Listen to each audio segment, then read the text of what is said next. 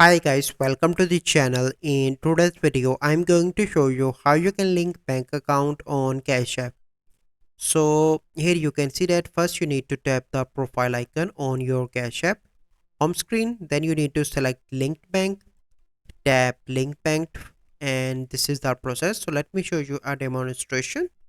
So and this is the process that I'm going to show. First you need to open your app and click on your profile picture. Here you need to scroll down, click on linked bank. Here you can see different option link bank, and on the next page you simply need to link your bank account by clicking on continue and add the bank details. So this is the process how you can link bank account on Cash App. So I hope you find this video helpful. If you find this video helpful, must like this video, subscribe to our YouTube channel for future videos. We'll see you in the next video. Thank you. Have a good day.